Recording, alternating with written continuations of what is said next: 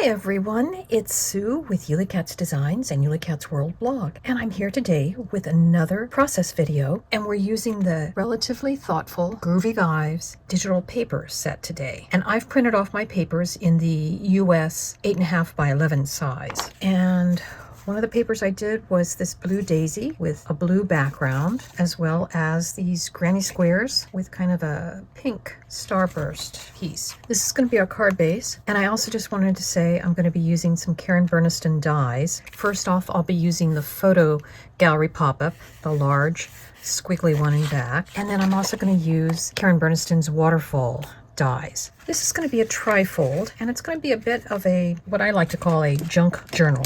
And these pieces are 6.5 by 6. My middle piece is a 6 by 6 square. And then this piece is also a 6.5 by 6 inch piece. I've already folded and scored my pieces at the 1/2 inch mark. So this is going to be the way that it will fold out. Our pink piece will fold out first, then our blue, and then finally this. From the waterfall die set, I've cut out 4 of the largest squares, 1 of the decorator rectangle, and 1 of the pull strip, and 1 of the base, as well as the pull piece, of which I've just cut a piece of white paper underneath and glued underneath it, and taken a black thin tip marker to highlight the arrow and the pull. So to put this together, first thing we'll need to do is to make the pull tab. We need to glue those up. From the Groovy Vibes collection, I have printed out on thin paper Happy Birthday and cut it out. I'll glue so you can kind of see how I've just left a tiny bit of paper in between the letters just to make it easy, because I don't know how far back this will be hidden. That's why I'm pushing everything kind of that way. And I've cut some clear packing tape to go. I don't want to cover that part, but I do just want to make sure that there are no catch points. There's a little tiny happy face and another tiny happy face right there. And I'm just going to put some glue on that part. And there's kind of 2 notches that I want to put that tab in between. As you can see, this pink daisy paper is backed with a pink.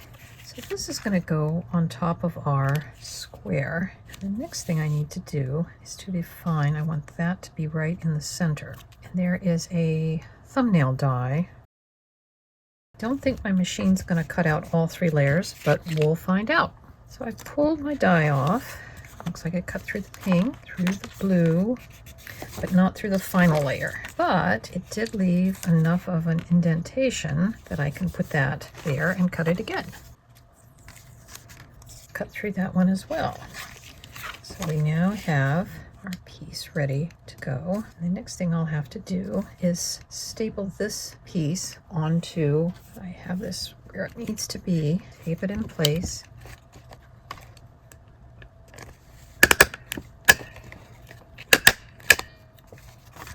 There we go. Putting glue in the section of the tabs. I want my first one to be that.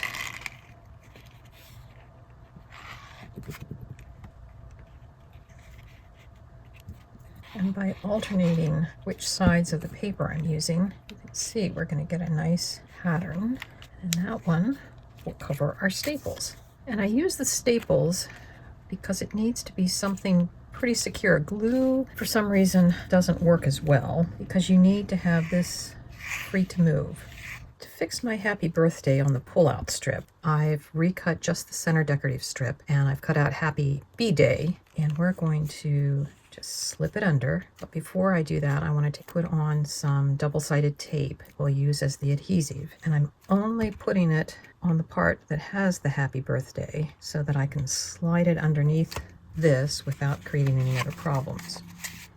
So that's a way to fix the sentiment if you have one that's just too long to be seen.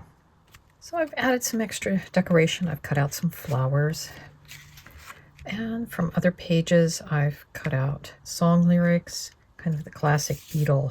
And I should also mention I put that on the back. So I'm going to set this aside, and we're going to work on our pop-up photo gallery. In the set, you can cut these photo frames, and from the photo collage set, there's actually a die that will cut out this back piece. And the title page had the biggest of the individual photos, so I printed that twice so that I could get all of the photos. And then we take our packing tape. So any of the tape that hangs over in the photo gallery pop-up, there's a die that will cut out this piece, and you cut it twice, and you just kind of flip it over so that you'll have the same kind of headroom. It has the folds in it.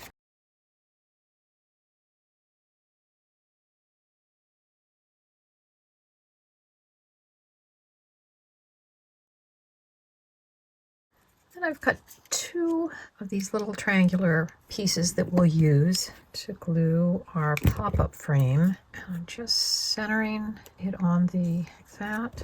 Do one on the other end, matching it up with the edge. I'm going to leave these blank. I think the flowered paper kind of adds something to it. So to glue this in, I'm going to match the edge of this piece to the edge of that, and then we're going to fold that, put glue on this piece,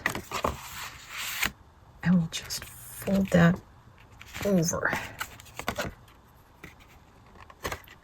So you can see we've got our photo gallery there, and it will close up on itself, but will then pop out. And here's our finished card. It's kind of a junk journal for Beatles, groovy things, you know? So we have the Beatles, All You Need Is Love, 8 days a week, Let It Be. Yeah, yeah, yeah, Imagine Peace, the Beatles. And we have our Polaroid shots, and a long place to write a private message. And on the back. And there is our junk journal for the Groovy Vibes digital paper collection, this time focusing on the Beatle images.